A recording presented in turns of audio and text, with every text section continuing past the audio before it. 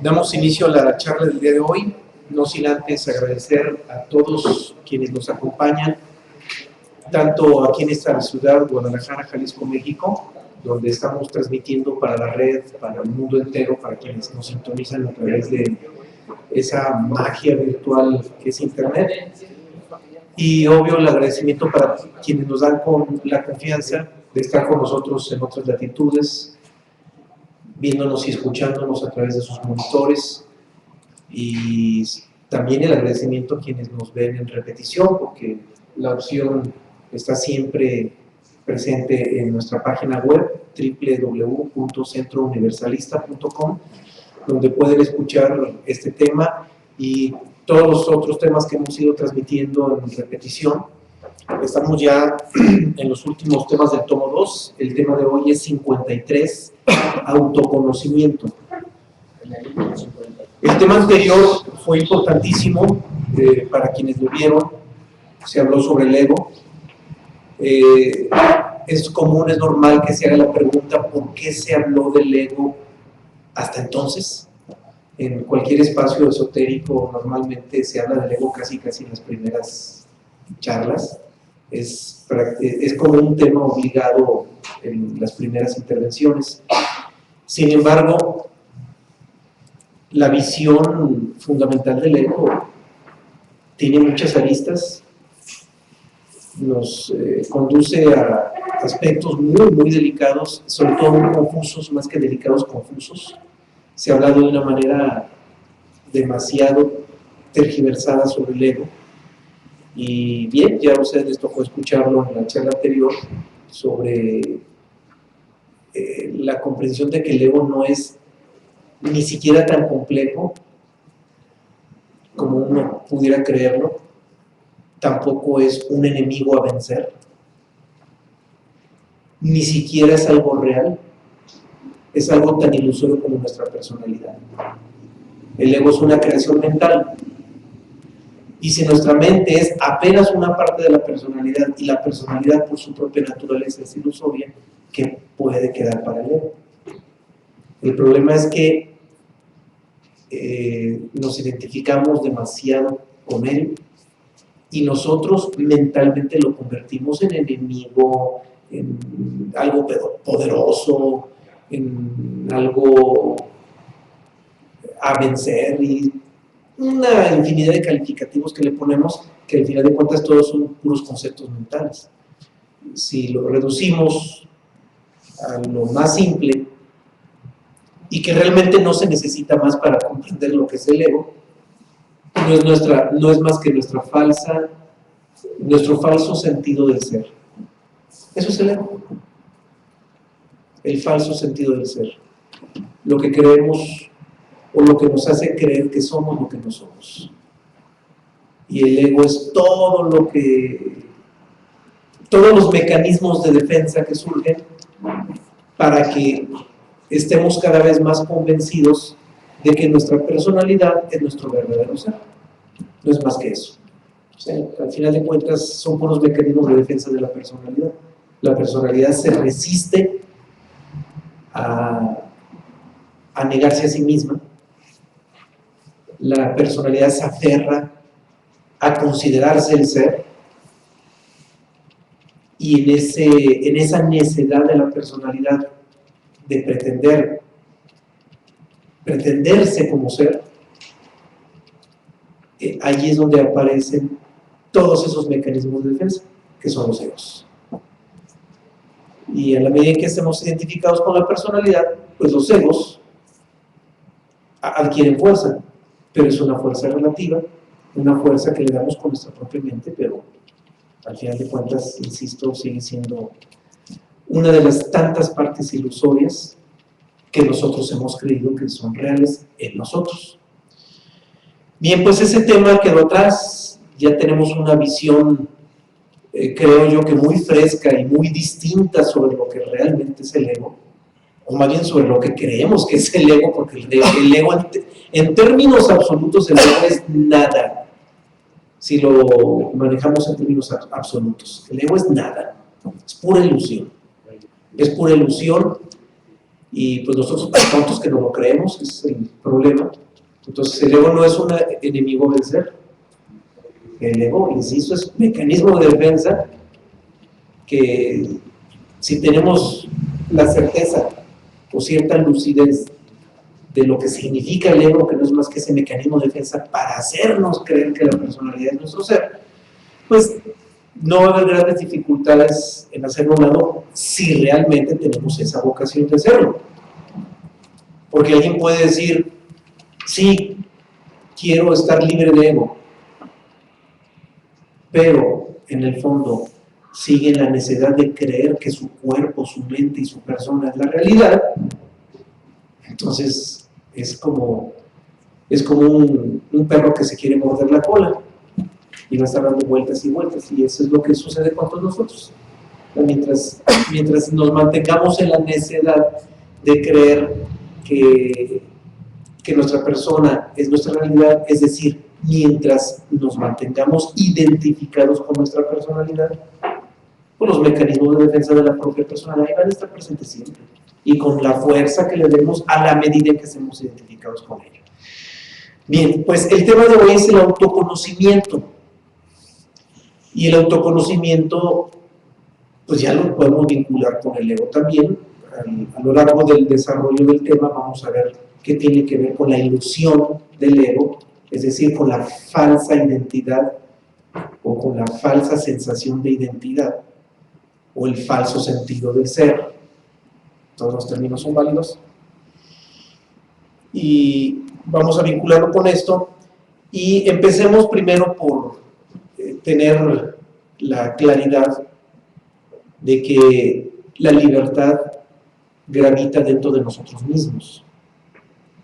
Claro, estoy hablando de la libertad en términos esenciales, en términos de esencialidad.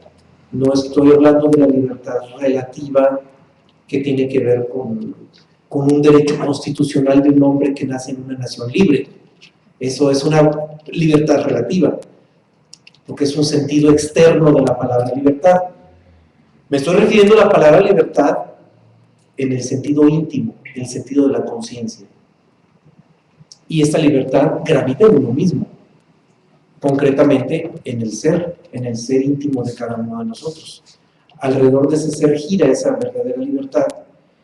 Y solo en el autoconocimiento podríamos obtener esa libertad, y por esa libertad y por ese conocimiento de nuestra verdadera identidad, entonces surge la lealtad y el respeto a sí mismo.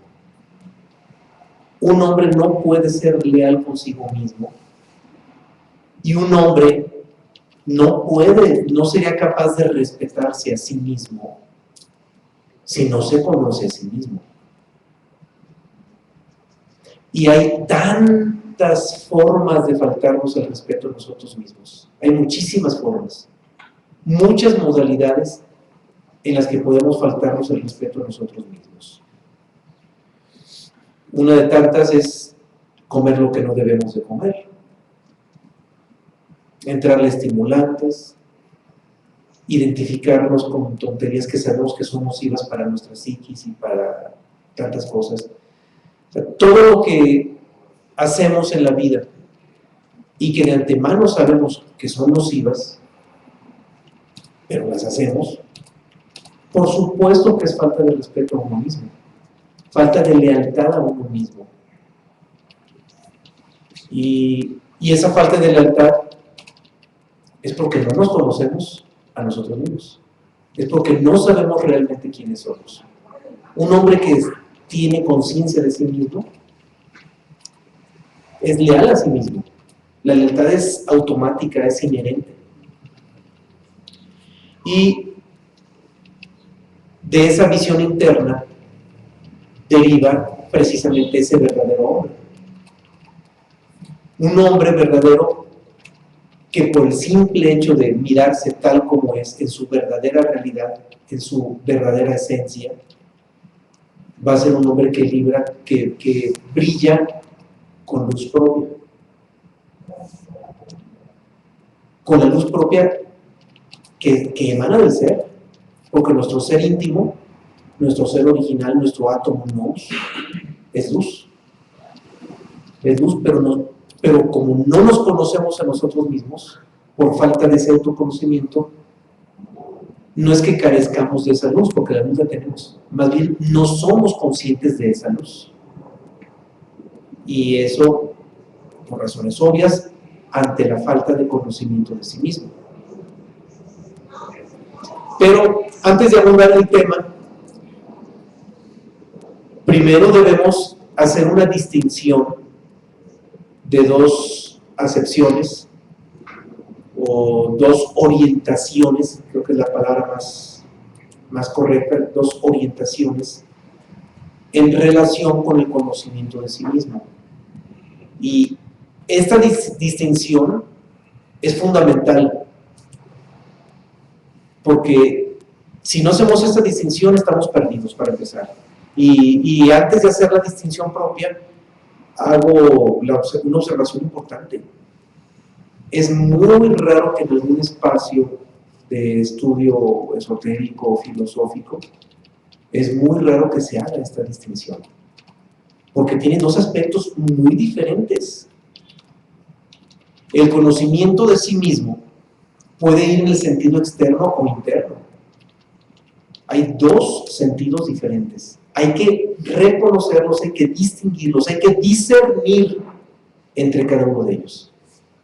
Si no los distinguimos, estamos perdidos, vamos a estar confundidos, como probablemente nos hemos confundido después de circular en espacios distintos, donde se nos habla muy bonito del conocimiento de sí mismo, del autoconocimiento, pero sin esta distinción. Y el no hacerse la distinción es una confusión permanente que jamás nos podría brindar una visión clara de lo que realmente es conocerse a sí mismo. Entonces, insisto, está el sentido interno y está el sentido externo. Vamos primero con el sentido externo. En el sentido externo, el autoconocimiento está orientado a la personalidad, a toda la corporeidad que compone nuestra persona, incluso el espacio de existencia que nos rodea, incluido porque hay una relación permanente entre nuestra persona y la existencia. Nuestra personalidad es creación de la naturaleza, nuestra personalidad es hija de la madre tierra, no así nuestro ser, que quede claro, una distinción también fundamental. Hemos escuchado muchas veces esa frase muy bonita de que somos hijos de la madre tierra.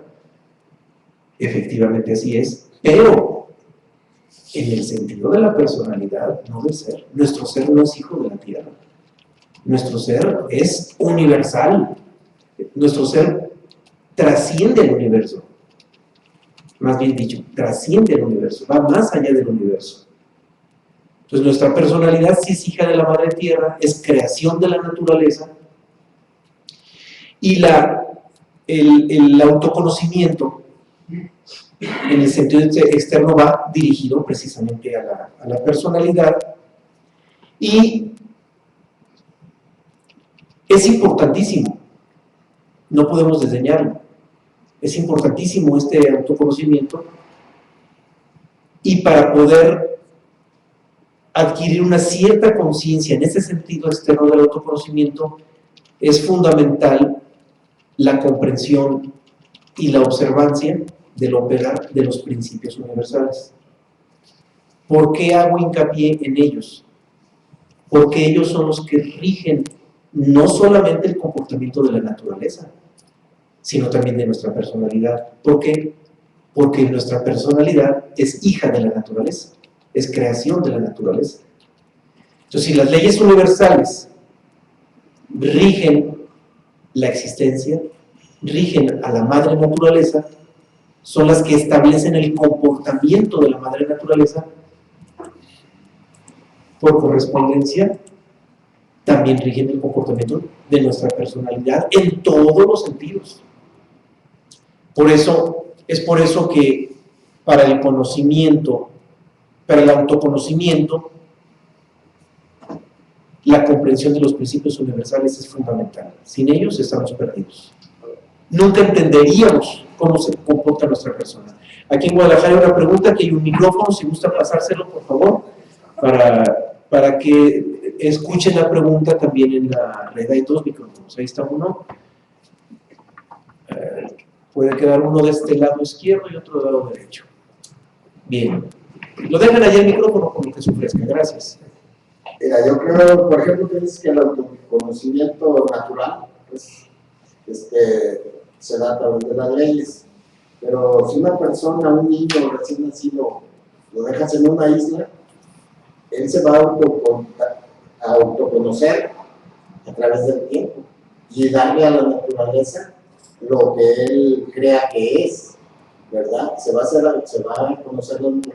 A lo mejor le va a costar 10, 20, 30 años en conocer toda la naturaleza y ponerle nombres y aprender un lenguaje que la palabra la puede aprender con gruñidos, con lo que tú quieras. Y eso, pues creo que es muy natural que el autoconocimiento, claro. En una isla desierta, te vas a sí. autoconocer. No, sí, sí, está clarísimo. Ahí nada más habría que hacer ajustes de palabras. No quise yo decir que sin el conocimiento de los principios universales no puede existir el autoconocimiento. O sea, no llegué a ese extremo. Por supuesto que sin el conocimiento de los principios universales hay un cierto grado y un cierto nivel de autoconocimiento. El problema es que ese grado de autoconocimiento no será suficiente para la trascendencia. Llegaría a un límite nada más. Llegará solamente a un cierto límite y tan es así que aunque el legado de los principios universales es muy antiguo, por supuesto que no es tan antiguo como el hombre primitivo. El hombre primitivo no conocía los principios universales. Y la documentación, digamos, el antecedente documentado más antiguo sobre el conocimiento de los principios universales se da en Egipto, por Hermes Trismegisto. No necesariamente es ese, es probable que antes de Hermes ya había conocimiento de ellos. Los persas debieron de haber conocido también los principios universales, pero de manera documental es en Egipto.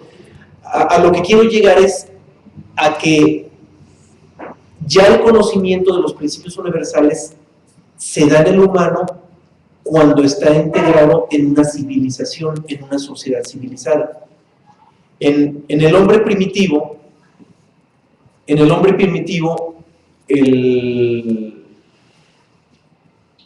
la comprensión del comportamiento de la naturaleza no era tan aguda como en el hombre ya dentro de una civilización. Por supuesto que había cierta conciencia existencial, existía cierta conciencia de sí mismo, cierto autoconocimiento, pero vuelvo a insistir, en un grado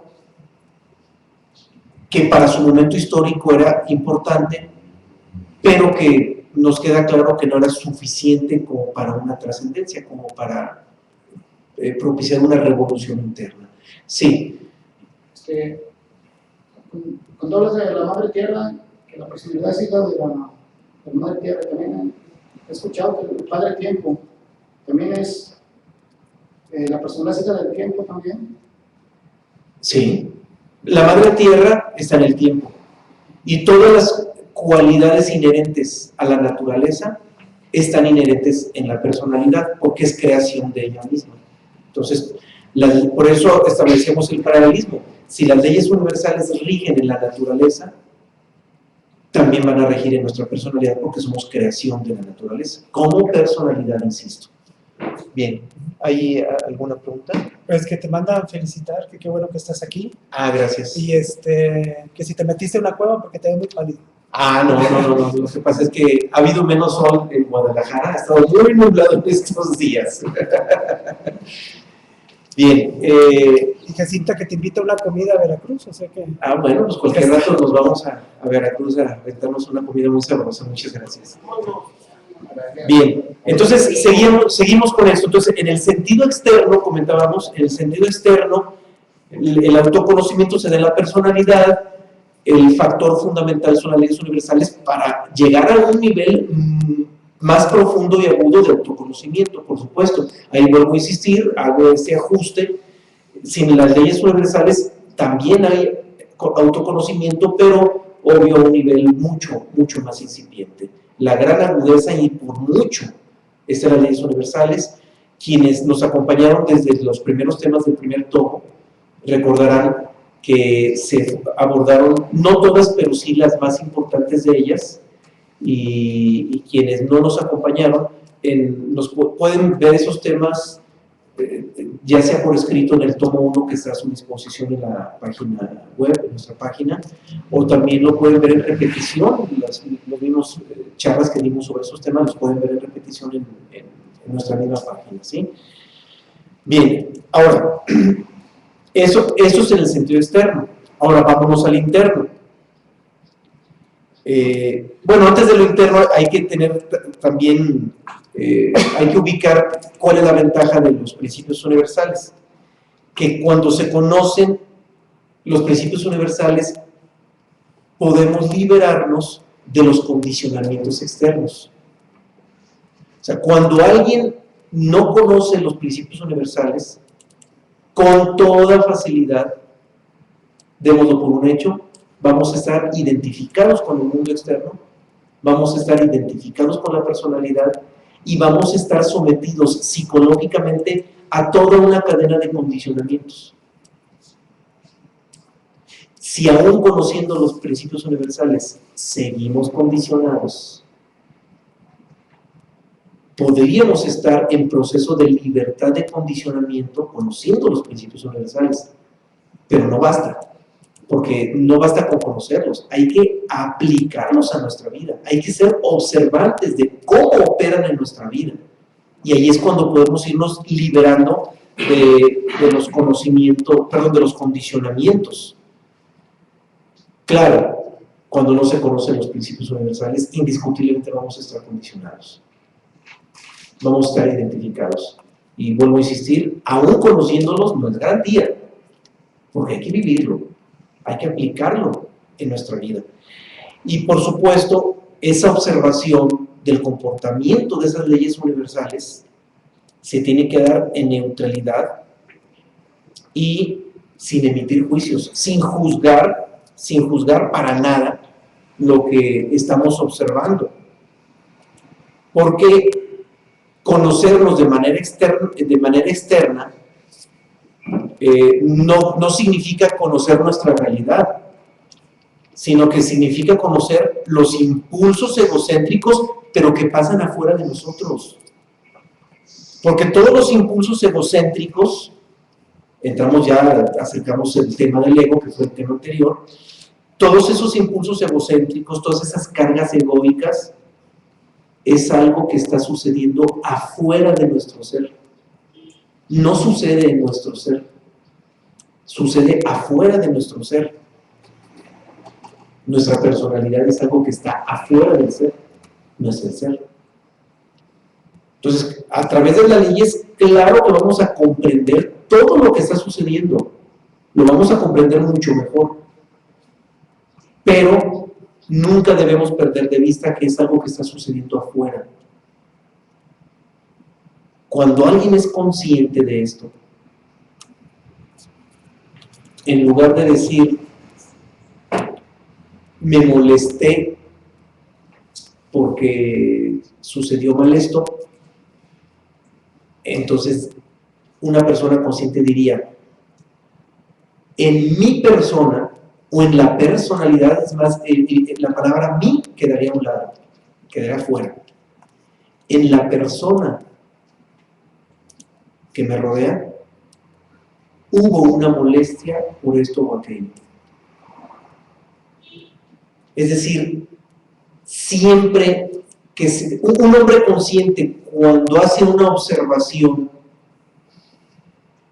hacia sí mismo, como personalidad, esa observación queda, en términos de lenguaje, queda traducida en tercera persona. En la personalidad que me rodea, en la personalidad que está en mí, pero estamos hablando en tercera persona, en la personalidad que está en mí, sucedió un enojo por esto o por aquello, pero una persona consciente ya lo ve como algo que sucede afuera. Entonces, si el autoconocimiento a nivel de la personalidad se tiene que establecer como tercera persona, automáticamente la identificación desaparece. Cuando nosotros decimos, me enojé porque sucedió eso o aquello, estamos identificados con la personalidad, estamos hablando de ella en primera persona, como si fuéramos esa personalidad. Pero el hombre consciente habla de la personalidad en tercera persona. En ella sucedió esto, en ella pasó este enojo, en ella pasó esta emoción por esto y aquello, y ya el hecho de verlo como tercera persona ya implica una desvinculación. Eso en el budismo se le llama separación interior. Hay una desvinculación hacia la personalidad. Entonces, el autoconocimiento, sintetizando, o más bien recapitulando, el autoconocimiento en sentido externo es fabuloso, siempre y cuando estemos desidentificados con nuestra persona. Y si estamos desidentificados con nuestra persona y ese autoconocimiento o esa autoobservación la damos en ese sentido de desvinculación, no solamente estamos operando desde el ser, sino que además de ello brota en nosotros una conciencia existencial que es fundamental para el conocimiento en el sentido externo. Sí, escuchamos esta pregunta. Estás diciendo también puede ser como los caminos, en el cuarto camino, que el camino del fakir sobre el cuerpo físico, el monje sobre el pensamiento, las emociones, y el yogi sobre el pensamiento. Ahí puede ser como eso, que se está trabajando sobre las emociones y sobre el pensamiento. Al decir eso, lo que están diciendo que Sí, indiscutiblemente se está trabajando sobre los centros, pero solamente se trabaja sobre los centros si se miran como algo externo, como algo que nos sucede, sin identificación. Ese es el factor fundamental, que no exista identificación. Y claro, si no hay identificación, se tiene que dejar de lado cualquier tinte moral, automáticamente. Nosotros no podemos decir, ah, caray, tuve esta emoción y fue mala o fue buena por esto o por aquello. Si nosotros le emitiéramos algún calificativo, a lo que estamos observando, automáticamente estaríamos moralizando, y al moralizar hay identificación. por eso está en neutralidad y en contemplación, ahí no hay moralidad. No hay moral. Los caminos aquí son también. No hay moral, no hay ética, no hay moral, no hay nada. Hay simple observación y ya. No hay juicio. No existe el juicio. Y eso es fundamental, que no existe ningún juicio. Porque cuando no hay juicio hay neutralidad. Y en esa neutralidad estamos desidentificados con la personalidad. Y ahí es donde el autoconocimiento a nivel externo es fundamental. Hay otra pregunta, otro planteamiento, lo vamos a escuchar. Si pueden pasar el micrófono, por favor. Sí, la semana pasada se hablaba precisamente del ego. Sí. Hubo una pregunta que yo tampoco no tenía el tiempo necesario, pero hay que darnos cuenta que las emociones, así como tú estás hablando ahorita de un enojo, las emociones que de la parte más sentimental del ser, lo bondadoso, no hay que perder el tiempo, o sea, no hay que perder de vista que también son relativas. Claro. Que también son condicionadas, también son duales, por una bondad, a lo que le llaman una bondad humana, lo que te causa un niño al estirar una moneda. Esa tristeza muchas veces lo canaliza la personalidad en hacer una bondad buena, pero está desatando, si no conoce las leyes, todo lo que es acción y reacción. ¿Nos Porque- identificamos? Así es, al darle una moneda a ese niño, no nomás queda mi liberación y decir, yo hice lo que sintió mi corazón, no es cierto, porque están sujetos a esas leyes. Ese niño puede hacer dos cosas: una, irse a comprar un taco y ya estoy haciendo un daño, porque el que va a recibir el dinero dice, o es para mi beneficio personal comprar un buen carro, o seguir matando más animales, más cuerpos. O sea, siempre vamos a dañar, como decía Hermes, si no conocemos las leyes. Por otro, puede ser algo bueno, ¿sí me entiendes? A comerlo. Pero por otro lado, en lo malo también es relativo, puede ir a comprar droga y seguirse destruyendo. Por eso hay que permanecer siempre observando y viendo que las leyes, por muy bondadoso que sea la parte humana, lo que te causa a veces una emoción, sea relativamente en lo que es humano, bueno, lo que llamamos bueno, una bondad, un sentimiento de cierta ternura al ver un niño que está muriendo de hambre y todo eso, pero también ser responsable que estás desatando totalmente todo lo que viene en los 7 principios, o sea, polaridad, vibración, ecuación, acción, reacción. Eso hay que verlo y no nomás ser responsable de decir, bueno, yo hice lo que mi corazón no, porque también es enmascaramiento, o sea, es también una pérdida de la personalidad sin conocer los 7 principios. Claro. Ahora, importantísimo que hayas citado el aspecto dual de todo esto, porque si nosotros aplicamos la autoobservación para poder agudizar ese autoconocimiento en el sentido externo que hasta ahorita hemos hablado, si nosotros nos detenemos a distinguir o a reflexionar o a valorar sobre el lado positivo y negativo, es bueno por esto, es malo por esto, y es bueno por tales o cuales factores, pero malo por tales o cuales aquellos, lo único que estamos haciendo es entrar en el análisis. En la observación, cuando es neutral, como insistí desde un principio, cuando es neutral, no hay análisis. Y si no hay análisis, no hay juicio. Y si no hay juicio, trascendemos la dualidad. Hay neutralidad. Estamos más allá de la dualidad. Y precisamente cuando se trasciende la dualidad, es cuando estamos en la conciencia. Habiendo análisis, estamos en la mente. En ausencia del análisis, cuando es solamente observación neutral, sin juicio, estamos en la conciencia. Esa es la gran diferencia. Por eso insistía en que el autoconocimiento, aún siendo a nivel externo, es maravilloso, siempre y cuando no haya identificación. Bien, ahora, está el interno. El autoconocimiento a nivel interno es el más fundamental. Indiscutiblemente es el más fundamental de los dos. Porque el autoconocimiento a nivel del ser significa estar identificados con el verdadero ser. O sea, para empezar, no hay que ponerle moral a la palabra identificación. O sea, la palabra identificación no es mala. El problema es con qué nos identificamos. Si nos identificamos con la personalidad y con la existencia, o nos identificamos con el ser, que es la verdadera identidad. Entonces, el autoconocimiento a nivel interno, o en la orientación hacia lo interno, es lo fundamental porque significa identificarnos con nuestra verdadera identidad. En lo externo es con la falsa identidad.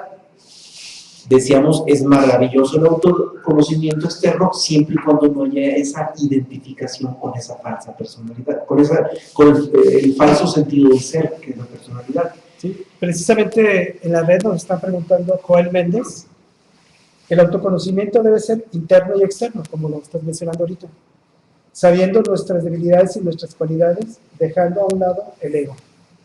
Efectivamente, o sea, el ego es una parte externa de nosotros, es la imagen que se genera en base a la personalidad, y la parte externa pues sigue siendo una parte existencial, Y si nos identificamos ahora con la parte interna, también tenemos internamente una parte de ego, que es todas nuestras creencias, todo lo que se conformó en nosotros como parte de la personalidad, nuestra mente, nuestros sentimientos, inclusive la energía que generamos.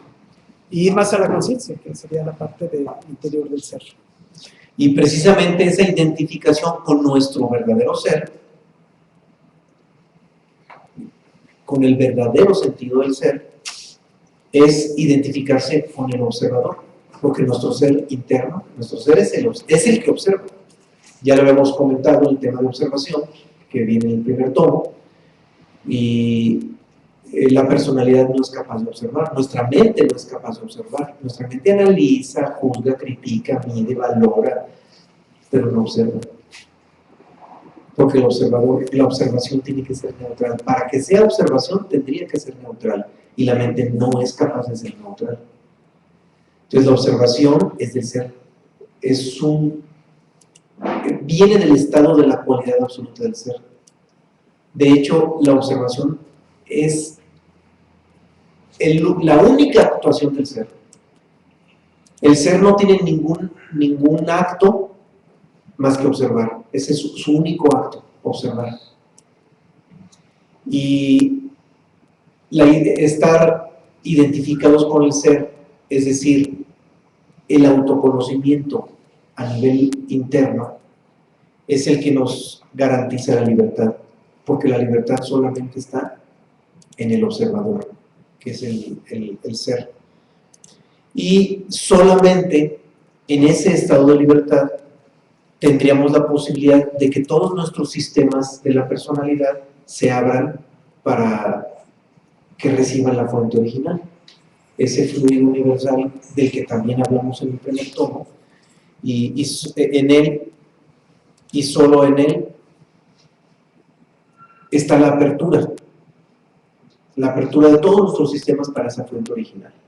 Si nos preguntan en la red, nos pregunta Sotelo, con este autoconocimiento, ¿podrías modificar nuestro karma para vidas futuras?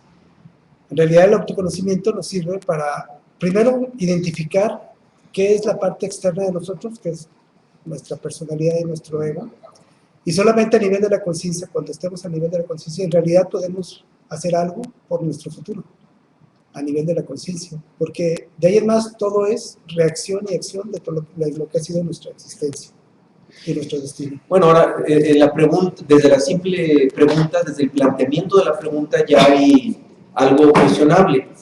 Si hablamos de futuras existencias, ya no estamos hablando de libertad, porque mientras nosotros regresemos a este plano de existencia mecánicamente, entonces no somos hombres libres, entonces ya no hay libertad.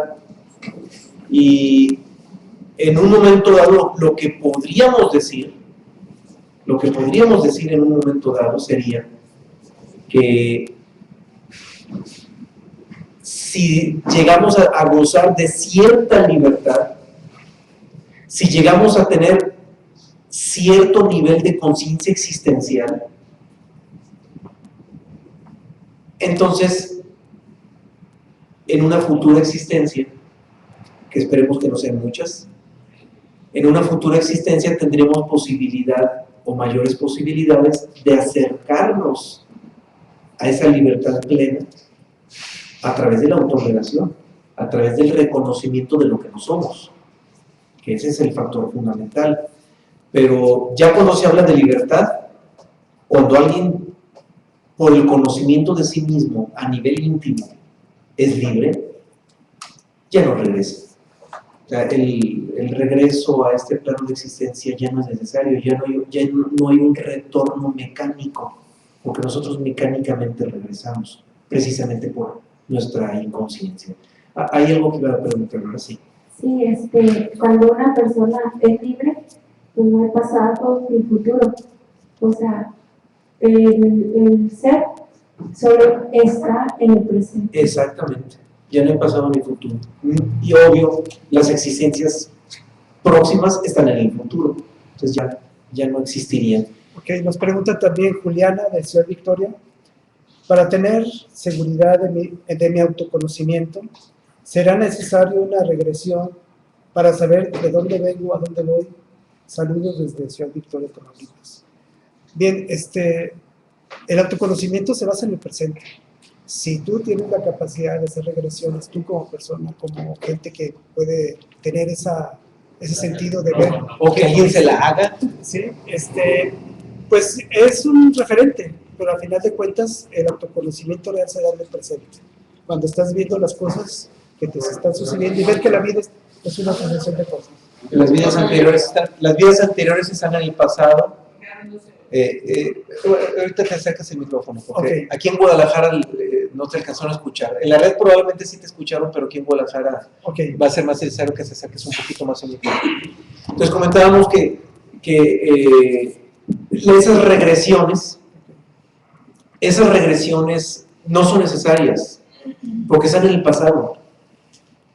Recordar o revivenciar una vida anterior no es más que revivir un pedazo muerto de nuestra personalidad.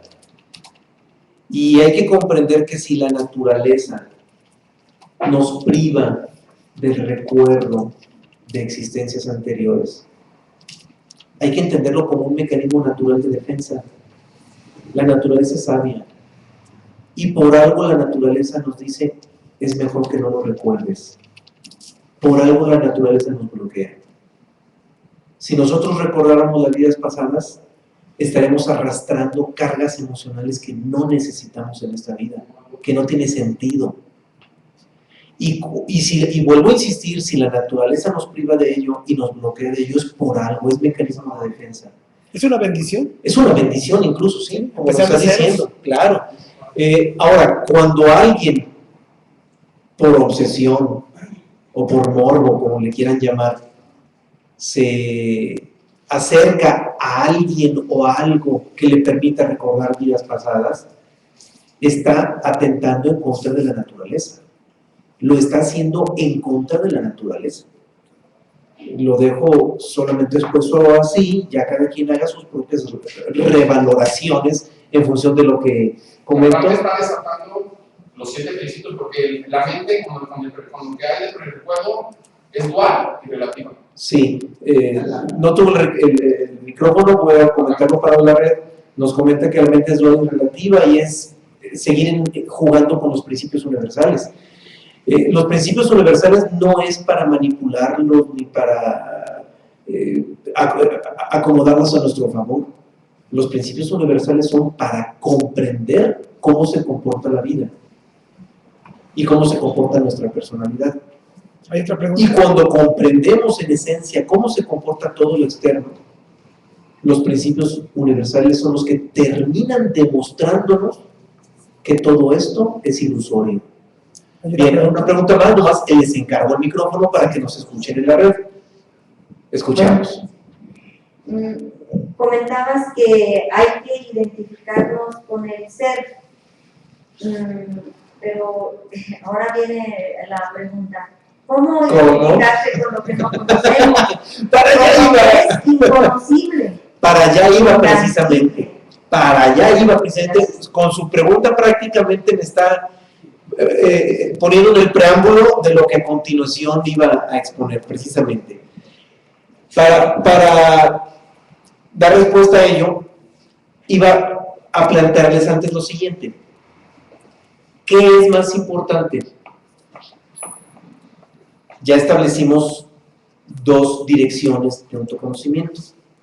En lo externo, en sentido externo, que es la personalidad y la existencia, o en sentido interno, que es el ser. Y viene esa pregunta: ¿cuál de las 2 es más importante?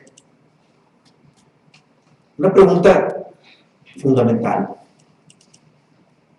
Lo más probable, es más, si ustedes hicieran un consenso en todos los grupos esotéricos del mundo, probablemente el 99.9% nos dirían: pues claro que lo fundamental es el conocimiento hacia el ser. Bien. La respuesta es válida. En un sentido es válida, pero en otro sentido no es válida. ¿Por qué? Ahorita les voy a dar la respuesta contraria Y nos vamos a sorprender por qué. ¿Cómo que es más importante la observación o el autoconocimiento en el sentido externo? En el momento histórico que estamos viviendo ahorita los humanos, en el estado en que estamos en este momento histórico, es decir, en este estado dormido en el que nos encontramos, resulta más importante el conocimiento externo que el interno. Y eso va en respuesta a lo que acaba de preguntar ahorita usted. ¿Por qué es más importante? Porque si en este momento nos obsesionamos y nos proponemos lograr el autoconocimiento hacia el ser, nos vamos a dar contra la pared, nos vamos a dar de topes contra la pared, no vamos a poder, no vamos a tener éxito en ningún sentido. ¿Por qué? Porque va a ser la personalidad la que quiera conocer el ser, y nuestra personalidad, nuestra mente no está facultada para conocer el ser. Y ahí es donde en la inmensa mayoría de las escuelas esotéricas se topan. Hablan muy bonito sobre el autoconocimiento a nivel interno, a nivel del ser, pero pues qué bonito suena. ¿Y quién lo logra? ¿Y cómo lo logra? Ahí es donde todos nos topamos. Porque es inevitable que por el nivel, o por el estado, mejor dicho, por el estado en que nos encontramos de somnolencia, nuestra mente es la que va a querer conocer al ser. Y eso jamás va a suceder, eso nunca lo vamos a lograr, nuestra mente no está facultada para eso. Por eso, en este momento, para nosotros es mucho más fundamental el conocimiento a nivel externo. Porque allí sí podemos conseguir algo. En ese sentido sí podemos conseguir algo. Ahora, ¿qué es lo que podemos conseguir? Primero, observar cómo se comporta la vida, la existencia, a través de las leyes.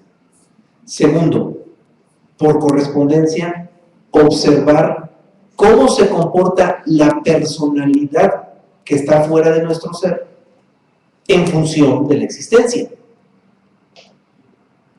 Tercero, una vez que ya logramos observarlo, claro, en neutralidad y sin juzgar, nos llega la conciencia de que eso no es nuestra realidad.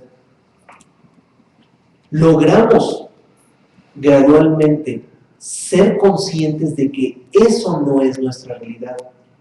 Esa es conciencia existencial. Y conforme logramos tener esa precisión, esa percepción precisa de que no es nuestra realidad lo que nos rodea, nuestra persona, entonces, por esa conciencia existencial de lo que no somos, nuestro ser se revela, solo se manifiesta. Y todos los libros universales lo dicen. Se revela cuando menos lo esperamos, cuando menos lo buscamos. Cuando menos lo estamos buscando, es cuando se revela. Y precisamente cuando lo buscamos es cuando menos se revela. Así de paradójico es esto. Es una de las tantas paradojas que hay en torno al ser. Entre más lo buscamos, menos se revela. Y entre menos lo buscamos, más posibilidades de que se revele. Pero, claro, no basta con decir, pues no lo busco, me quedo en una hamaca, o me quedo divertido viendo televisión para ver a qué hora se revela, ya no lo voy a buscar. Claro que no. Porque para que se revele, la condición fundamental es que no estemos identificados con lo que no somos. Es que no estemos identificados con el falso ser, con el falso sentido del ser. Por eso, en términos de pragmatismo, en este momento, reconociéndonos como hombres dormidos, resulta mucho más importante que nos empeñemos en la en el autoconocimiento a nivel de la personalidad. Pero, insisto, sin identificación, para que permitamos observar nuestra persona en un reconocimiento legítimo de que no somos eso. Y en esa observación, en ese estado de observación neutral hacia nuestra persona, siempre, como lo dije anteriormente, viéndolo en tercera persona, en ella sucede, en ella pasa, ella hace, ella... O sea, siempre viendo a nuestra personalidad, mirando a nuestra personalidad como tercera persona, en ese estado es cuando todo lo demás se da por añadidura. El autoconocimiento íntimo solo se da por añadidura. Y eso es lo que en cristianismo se conoce como revelación, o que en el budismo y en el oriente se conoce como iluminación. La personalidad nunca llega a la iluminación. La iluminación es la que llega a nosotros, pero llega siempre por la autonegación, por ese autoconocimiento neutral, sin juicio, sin análisis, mirando a la persona como algo que nos está sucediendo. Ese es el estatus. Y ahí es donde tenemos que apuntar.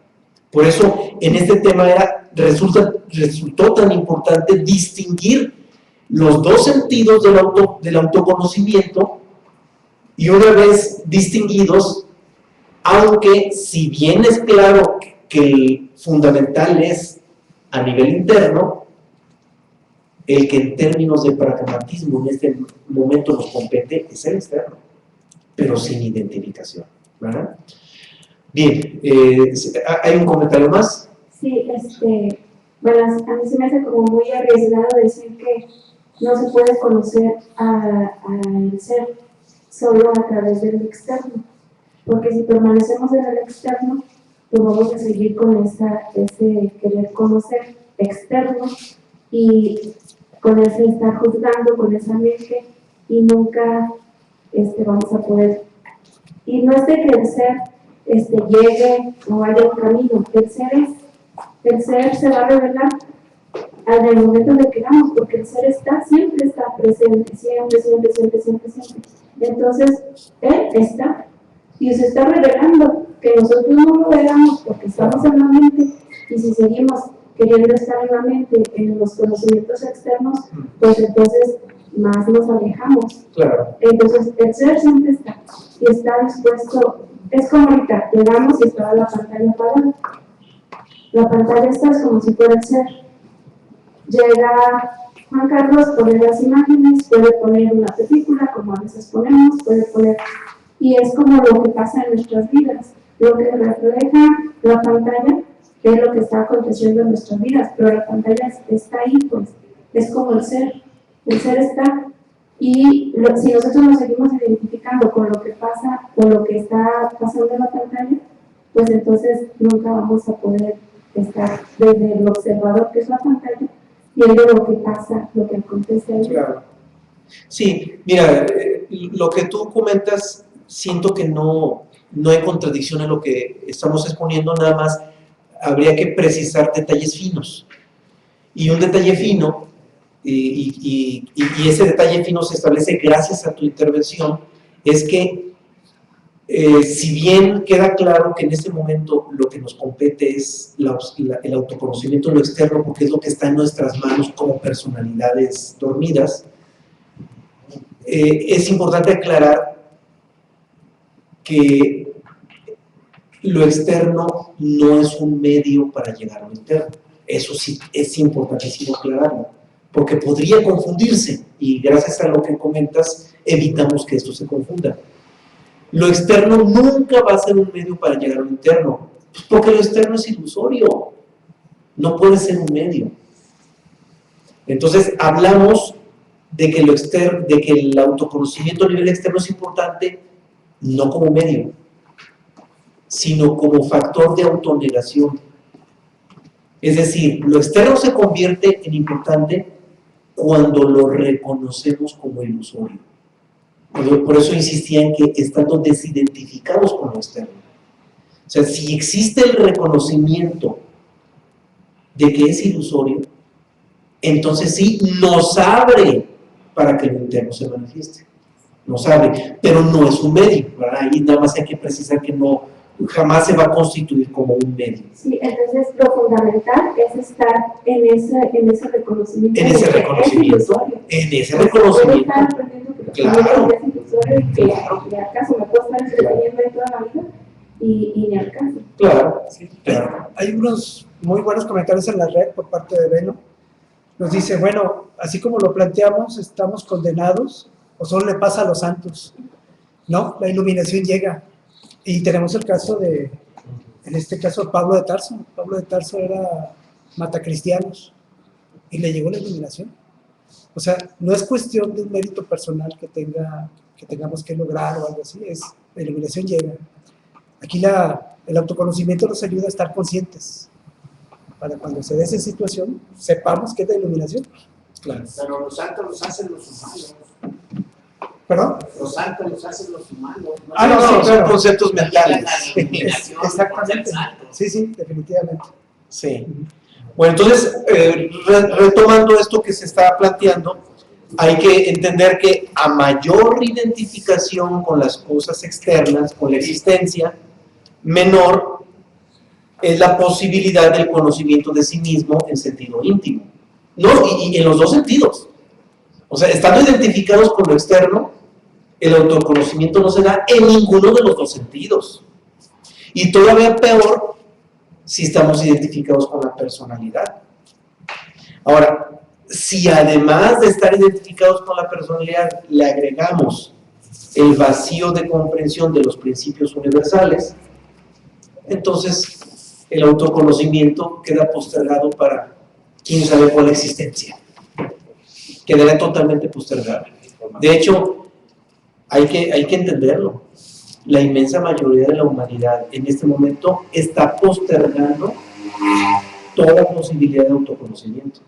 ¿Por qué? Porque están identificados con la existencia, se mantiene identificada la humanidad con la personalidad y no conocen los principios universales. Entonces las posibilidades de autoconocimiento quedan anuladas, no anuladas, pero sí postergadas para un futuro incierto, totalmente incierto. Ahora, cuando alguien no se conoce a sí mismo, hay que visualizar lo que sucede cuando no nos conocemos a nosotros mismos. Automáticamente estamos identificados con lo externo y nos metemos en la división. Y nos metemos a sufrir las consecuencias de la multiplicidad de la personalidad. ¿Qué es la multiplicidad de la personalidad? El ego. El ego, que son todos esos mecanismos de defensa de la propia personalidad que está obsesionada en autoafirmarse. Está obsesionada la personalidad en decir yo soy. Y esa obsesión del yo soy, de la personalidad, es la que genera todos esos mecanismos de defensa naturales que son los egos, que son puros impulsos para autoafirmarse. Todo tipo de manifestación de ego no es más que un impulso para autoafirmar la personalidad. Todos. Son puros impulsos de autoafirmación de la personalidad. Unos en un sentido, otros en otro sentido. Unos egos buenos, otros egos malos, unos bonitos, otros feos, otros respetables, otros no tan respetables, pero todos, más allá de sus cualidades de manifestación, todos son mecanismos de autoafirmación de la personalidad, todos y cada uno de ellos. Y una persona que vive en la multiplicidad de la personalidad, pues no puede comprometerse a nada, porque está dividido. Sería incapaz de comprometerse a algo, porque a lo mejor en un momento dado hace una promesa, y en otro momento distinto, otro ego distinto a él, otro yo en él, rompe con la promesa. No era el mismo que hizo la promesa. Y además de eso, una persona dividida en lo externo, identificada con la personalidad, pues tampoco puede guardar un secreto, porque promete el silencio, un yo, y después hay otro yo dentro de él que no es capaz de guardar ese secreto. Entonces, no es íntegra, no hay integridad. Y solamente quien se conoce a sí mismo es siempre uno mismo y por lo tanto es íntegro. Cuando hablamos en el sentido moral de integridad, cuando se asigna la personalidad, perdón, la cualidad hacia una persona como persona íntegra, moralmente se habla de una persona que sostiene su palabra, moralmente. Pero en términos de conciencia es una persona que tiene su propio centro de gravedad interno, que es el ser. Es alguien que tiene cierta conciencia de sí mismo. Alguien que vive el autoconocimiento en el sentido íntimo. Ahora, por supuesto que resultaría inmaduro acercarnos a que alguien nos diga cómo llegar al autoconocimiento. Y peor aún, que nos diga, te lo voy a inducir a través de un ritual, a través de imposición de manos, a través de quién sabe qué magia. O sea, todo eso es pura especulación, pura especulación profundamente inmadura, porque el autoconocimiento es una responsabilidad de uno mismo. Nadie lo puede hacer por otro. Y cuando alguien se atiene a que otra persona, a que un gurú, que un maestro lo conduzca por el autoconocimiento, lo único que hace es convertirse o reducirse a un niño berrinchudo, inmaduro, que no es capaz de hacer nada por sí mismo. Y eso es peligroso. De hecho, esas personas son peligrosas, porque esas personas están siempre atenidas a que alguien les diga lo que tienen que hacer, y el día que no tienen a ese alguien y actúan por sí mismas, actúan con la misma inmadurez de un niño y se la pasan haciendo tontería y media. No tienen la capacidad para poder actuar por sí mismas. Por eso hay que mantener siempre esa certeza de que la responsabilidad es de uno mismo y que no la vamos a dejar jamás en manos de alguien. No caigamos en esa inmadurez. Sí. Sí, a mí eso se me hace como un juicio, ¿no? Si nosotros creemos que vamos a dejar ese conocimiento en un gurú, si creemos que no, estamos en la mente. La mente es la que hace las creencias. Claro. Cuando uno conoce ese ser o ya está en ese conocimiento, ya no hay juicio. Y a ese ser no le importa si alguien cree en un gurú o no cree, o sea, eso es irrelevante. Lo que nosotros debemos de enfocar es a no estar en esos juicios, a no estar en ese sistema de creencias que si esto está bien o que si los otros están mal o que si no. Simplemente es que no esté la mente ahí juzgando, Claro. que no esté la mente, y al no estar la mente, entonces está ese conocimiento. Y ese conocimiento, pues, a cada quien va a hacer de la manera que él crea conveniente llegar a él. Claro. Entonces, no podemos estar entreteniéndonos en estar en un estado de creencias de que es bueno o es malo, o si conviene o no conviene, o no se puede, si se puede, porque estamos en la relatividad completamente. Claro. Ahora, no con eso estoy satanizando a la presencia de un gurú o de un maestro, ¿eh? Tampoco queremos satanizarlo. Aquí lo único que sí podremos establecer como fundamental, porque tampoco estamos para descalificar ni siquiera al maestro, ¿eh? No estamos ni para descalificar la presencia de un maestro o de un gurú. Lo que sí sería importante establecer es que un maestro, un verdadero maestro, es importante si nos ayuda a desvincularnos y a desidentificarnos con todos los aspectos ilusorios de la existencia y de la propia personalidad. Es maravilloso ese maestro si nos ayuda a comprender que todo lo que nos rodea, incluida la personalidad, es ilusorio y no es nuestra realidad. Y que nosotros, y desapegarnos de todo ello, Ahora, cuando si el maestro es legítimo, descubre que el alumno empieza a tener un cierto apego hacia el maestro, ese maestro se retira inmediatamente, porque entonces se convierte en nocivo, porque se convierte en un apego. Entonces, son aspectos que hay que mencionar para comprender en dónde estaría la legítima presencia de un maestro, porque tampoco queremos satanizar. O sea, no estamos ni siquiera para juzgar a un maestro, o sea, no estamos aquí para juzgar nada. Lo único que sí alertamos es que no dejemos nuestra responsabilidad en manos de alguien ajeno a nosotros. La responsabilidad de autoconocimiento es de nosotros, y un maestro solamente nos apoyará en eso, en desidentificarnos, en desvincularnos y en soltar todos los apegos hacia lo que nos rodea. Sí, hay una pregunta Sí. a la red, nos dice Humberto. En el supuesto de que una persona que tiene una vida muy karmática, muy negativa, si a la hora de la muerte se arrepiente, ¿se libera? Bien, esa es una visión muy Moral. que tienen Sí. las religiones cristianas y que nos las han enseñado a nivel del pecado. Cuando viene un arrepentimiento, viene un juicio hacia sí mismo y nos cargamos el karma que llevamos dentro. O sea, en realidad, no es un estado de conciencia el arrepentirse, porque el arrepentirse es darse cuenta de un juicio que hacemos a nosotros mismos. Entonces no hay liberación. La libertad exterior que podemos llegar a lograr es desvincularnos con lo que viene siendo todo lo que nos influencia. Y aún más tenemos que liberarnos de nuestros propios condicionamientos como seres humanos.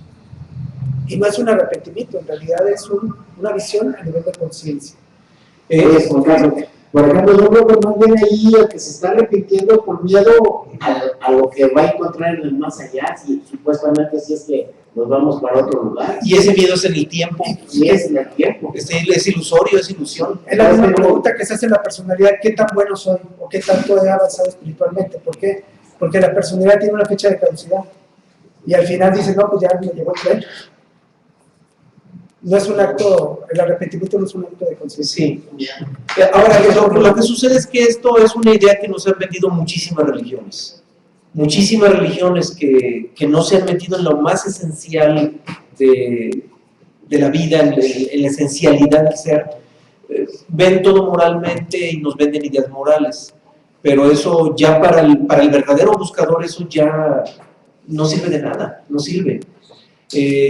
Aquí tendríamos que establecer una diferencia importantísima, porque indiscutiblemente los últimos momentos de nuestra existencia o de la vida biológica definitivamente pueden marcar el rumbo posterior al desencarnamiento, definitivamente. Pero tendríamos que verlo de una manera o con un enfoque muy diferente. Si nosotros creemos que por un arrepentimiento de nuestros actos nos vamos a hacer libres, estamos equivocados. Ahí estaríamos solamente jugando con la ley de causa y efecto. Y hacer un juego o un manejo de la ley de causa y efecto no es liberador. Para nada es liberador. Podríamos probablemente liberarnos de algunos aspectos karmáticos, pero ¿de qué nos sirve liberarnos de algunos aspectos karmáticos si vamos a reencarnar y una vez reencarnando vamos a estar expuestos a cometer las mismas tonterías y vamos a seguir el mismo juego de nunca terminar, de nunca acabar? Entonces, lo que sí sería liberador en nuestros últimos momentos de vida biológica sería que en lugar de arrepentirnos de nuestros actos, reconocer que todo lo que sucedió en esta existencia fue un sueño. Ahí sí estaríamos en un brinco profundamente liberador. Arrepentirnos de nuestros actos significa seguir identificados con nuestra personalidad, porque le estamos juzgando, estamos creyendo que es real, que se comportó bien o mal. O sea, estamos identificados con la personalidad. Por eso la moral no nos sirve de nada. Para la libertad interior, la moral no nos sirve de nada, porque seguimos identificados con la personalidad. Pero si en los últimos momentos de vida biológica, por lo contrario, nos limitamos a decir, todo esto fue un sueño, y reconocemos que fue un sueño, entonces sí nos vamos en un estado de brinco hacia la libertad. daríamos un verdadero brinco hacia la libertad, pero claro, un reconocimiento legítimo de que todo esto es un sueño. Ahora, ¿para qué esperarnos al último momento de la vida biológica? Eso lo tenemos que hacer todos los días. O sea, día con día debemos buscar los elementos de comprensión que nos permita comprender, perdón, ya fui redundante, que nos permita visualizar a esto como un sueño. Ahora, por eso insistí en los principios universales.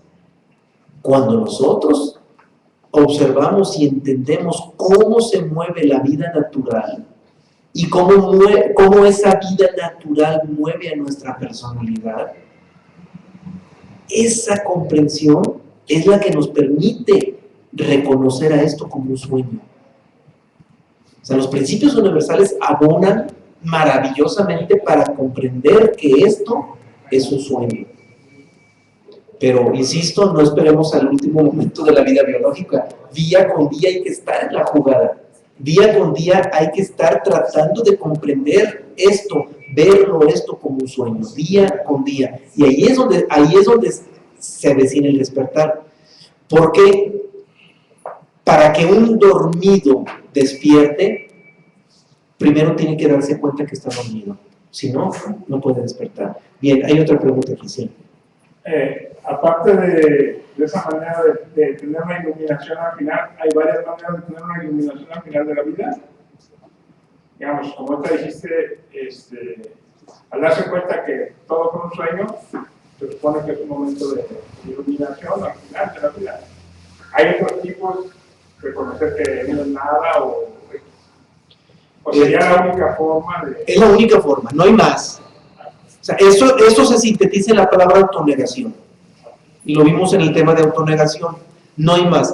Lo que sucede es que ese reconocimiento de lo que no somos sí puede tener graduaciones. A veces el reconocimiento puede ser pleno o puede ser parcial. A veces puede ser a nivel de concepto.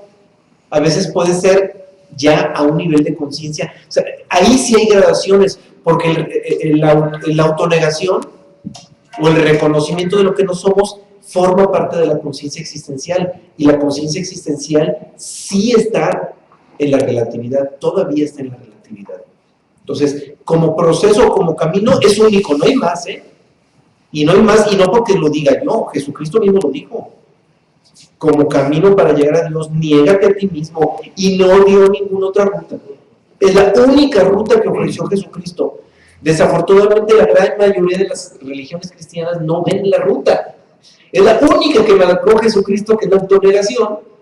Niégate a ti mismo, y sin embargo, es donde menos se detienen las religiones cristianas. Se detienen muchísimo más en la moral que en la autonegación. Y es la parte más lamentable. Mira, Sí. por ejemplo, ahorita te digo que tú dices que es un sueño, que hay que decir un sueño. Yo creo que todos los humanos estuvimos programados para soñar las 24 horas. Sí. Relativas a este tiempo que conocemos. Sí. ¿Verdad? Entonces siempre estamos soñando. Si estemos despiertos o estemos dormidos. Siempre es un sueño. Y además, digo, si como tú lo dices, la película del origen, ves que están en un sueño, de otro sueño, de otro sueño. Sí. Entonces, son niveles de...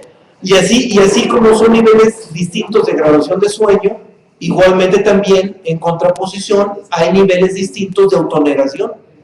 O sea, hay quienes tienen más conciencia de que esto es un sueño y hay quienes tienen menos conciencia. Ahora, tampoco hay que detenernos para ver qué tanta es nuestra conciencia de que esto es un sueño. No hay que detenernos ni siquiera en ver esa graduación. Hay que estar en la jugada, es todo.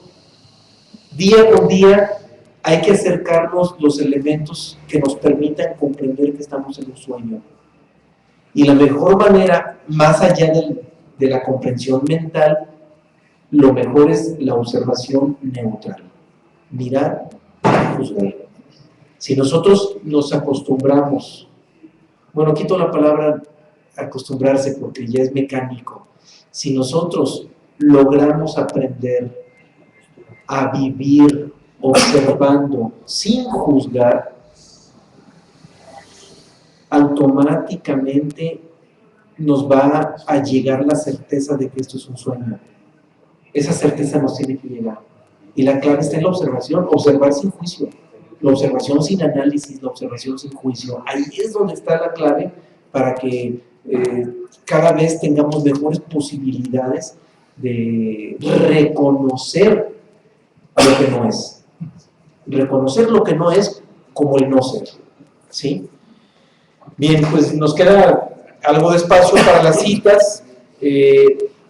Antes de la cita, nada más me limito a comentar que cuando nuestro átomo nous, nuestro ser interno, por la propia libertad, por un propio estado de libertad, se funde en la luz del ser, ahí es cuando estamos en el autoconocimiento en el sentido más íntimo, y así y solo así se puede hablar de autoconocimiento. En este momento, repito, vamos a proceder en el autoconocimiento a nivel relativo, a nivel de la personalidad, porque es lo que está en nuestras manos. Sería demasiado ostentoso e incluso ilusorio pretender que conozcamos de manera directa nuestro ser, pero mantengámonos en la jugada. Hay que tener presente momento tras momento, y enfatizo la palabra presente porque el autoconocimiento es en el presente, no es en el tiempo. En el tiempo es análisis, en el tiempo es análisis mental, en el presente sí es autoconocimiento, y ese autoconocimiento, aún a nivel externo, está en la observación sin juicio. Es clave, observación sin juicio. Ahí es donde está la clave más importante para que hagamos lo que en este momento está en nuestras manos. ¿Sí? Bien, escuchamos. Es un comentario así sobre todo esto. O sea que no podemos tener la conciencia del ser. Tampoco en lo interno. En lo externo, todo es ilusorio. La multiplicidad de la personalidad, falso. O sea, lo único que puede tener conciencia del autoconocimiento es que estamos dormidos aquí en el presente, así. Que, así como que por fuera no puedo alcanzar pues el ser, y por dentro así o sea, como dice pues un refrán popular, me quedo sin miel y sin pícara, o sea. Como que tratas de hacer como que tratas de recapitular, o no, es que tampoco nos podemos quedar con la idea de que no hay para dónde hacerse. No es cierto, no. Mira, lo voy a replantear de otra manera en que lo hemos abordado en otros temas. A ver. ¿Para dónde se hace? Nomás que estamos dormidos, estar conscientes aquí en el presente que estamos dormidos, así porque se manifiesta el ser que va a llegar. Es lo único, así, de tener esa conciencia del autoconocimiento. De ahí partimos. Y para entender que de ahí partimos, lo voy a replantear a través de un planteamiento que me ha tocado hacer en otros temas. Está el ser, está el no ser. Bien. El gran problema de los humanos es que el no ser lo miramos como el ser, y al ser ni lo miramos, ni siquiera lo miramos, es decir, lo desdeñamos como si no fuera. Estamos en ese cruzamiento, vivimos en ese cruzamiento. Entonces, todo el proceso de iluminación no es más que destrabar ese cruzamiento. O sea, si lo queremos ver de una manera muy simple y que es legítima, no es más que destrabar ese cruzamiento. Nuestra personalidad, que es el no ser, lo miramos como el ser, ¡pum!, vamos en sentido contrario. Y nuestro ser interno, que es el verdadero ser, lo desdeñamos como si no fuera. ¿Verdad? Como que ni sabemos que existe. Y lo desdeñamos, sí. Entonces, hay un cruzamiento. Entonces, el proceso de destrabamiento de esto es reconocer al ser como ser y al no ser como no ser. Ese es el destrabamiento. Al ser, reconocerlo como ser, y al no ser como no ser. Pero, como no estamos facultados para reconocer al ser como ser, Entonces tenemos que partir de reconocer a lo que no es como no ser. Ahora, ¿qué es reconocer a lo que no es como no ser? Autonegación. Por eso, el punto de partida es eso. Mirar a la existencia y mirar a la personalidad en pleno reconocimiento de lo que no es. En ese estado estamos dando pasos agigantados hacia la libertad. O sea, son pasos agigantados hacia la libertad. Porque estamos actuando en lo que sí está en nuestras manos. Y esto es el pragmatismo puro. Más allá de todos los conceptos ilusorios y todas las cosas bonitas que podamos decir del ser, pues todo lo que podemos decir del ser es ilusorio, porque nuestra palabra, nuestra mente, el lenguaje, ni siquiera se puede aproximar al ser. Entonces, en el sentido más pragmático de la palabra, es eso. No es más que el reconocer lo que no es como no ser. Y es autonegación. Sí, te escuchamos. Krishnamurti dice en una conferencia, referente a lo que estaba preguntando, que dice, bueno, ¿qué hacemos aquí reunidos todos? Y le dice a una persona, si usted me dice que llegar al ser es imposible, entre usted y yo, que estoy aquí de conferencista, no existe ninguna correlación ni relación alguna. No. Pero si usted me dice que no es imposible llegar al ser, que sí se puede, tampoco hay una relación entre usted y yo. Dice, pero si usted me dice que hay una investigación de eso, y lo vamos a vivir individualmente cada uno de nosotros, entonces sí hay una relación entre usted y yo. Interesante el planteamiento, ¿no? Palabras de Krishnamurti, ¿verdad? Bueno, pues vámonos a las citas, porque si no se nos va a reducir el espacio. Vamos a empezar por la primera cita, que son las que, insisto, nos permiten ratificar y avalar y incluso darle más sentido a lo que ya fuimos exponiendo. Empezamos por una del Bhagavad Gita, en la que Krishna dice: quien, al igual que la tortuga, vierte su conciencia hacia adentro, replegando sus sentidos de atracción que ofrecen los placeres externos, ese posee ecuánime sabiduría. Bien, aquí Krishna está haciendo una relación directa a que el conocimiento de sí mismo, el autoconocimiento en el sentido interno es el más esencial. Y como símbolo pone la tortuga, porque la tortuga se repliega hacia adentro. La tortuga en China, esa cita viene de la India, es de los Vedas, pero en sentido de esto mismo, en China la tortuga para el taoísmo es un símbolo sagrado.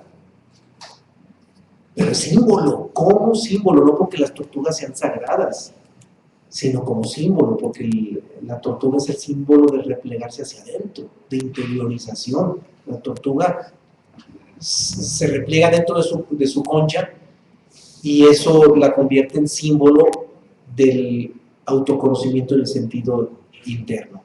Entonces, esta cita, vuelvo a insistir, en esta cita Krishna nos habla de que lo más esencial del autoconocimiento está hacia adentro, pero ya nos aterrizamos como humanos mortales, inconscientes y dormidos, que no está en manos de la personalidad, pero sí ya vimos que está en nuestras manos negar, a través del autoconocimiento en lo externo,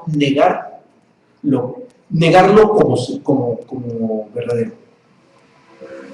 Si nosotros miramos lo externo y lo negamos como verdadero, entonces permitimos que lo otro suceda.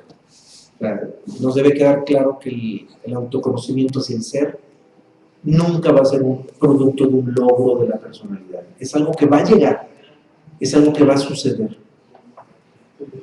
Para permitir que suceda, primero hay que negarlo de afuera como verdadero. Bien, vamos ahora al taoísmo con una cita de Lao Tse. Sabio es quien conoce a los hombres, y clarividente, quien a sí mismo se conoce.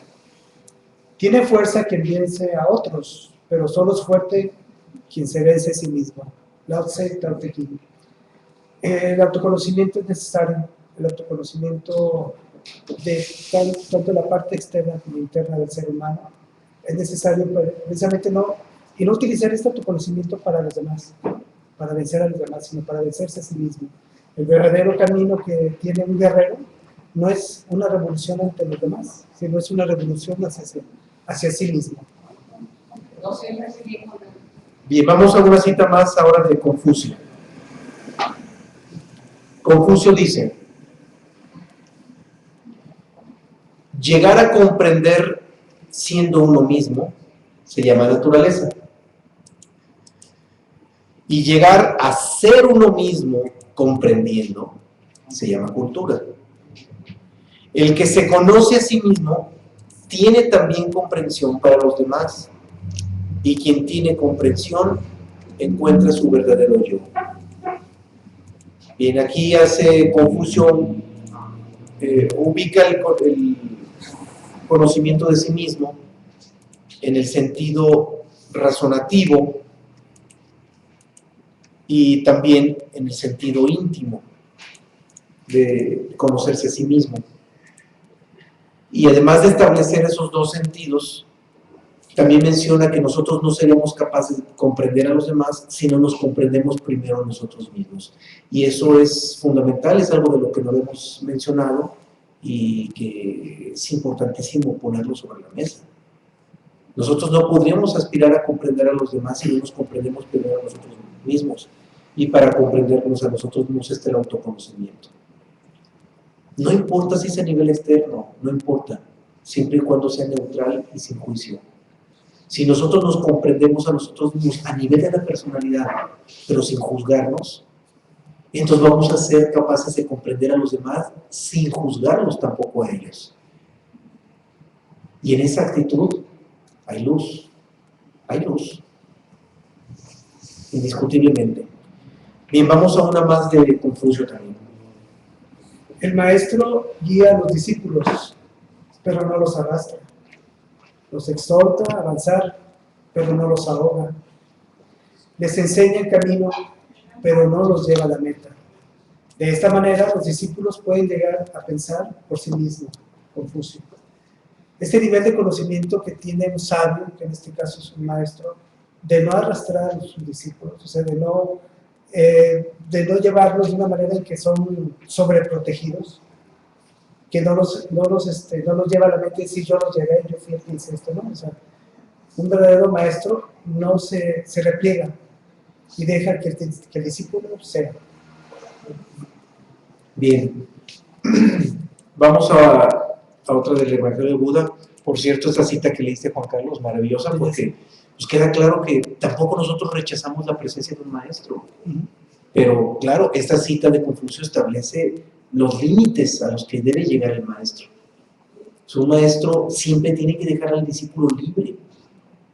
Cuando un maestro le corta cualquier pedacito de libertad al alumno, automáticamente se convierte en una carga para el alumno. Automáticamente. Y es algo importante tanto para el alumno como para el maestro, para los dos.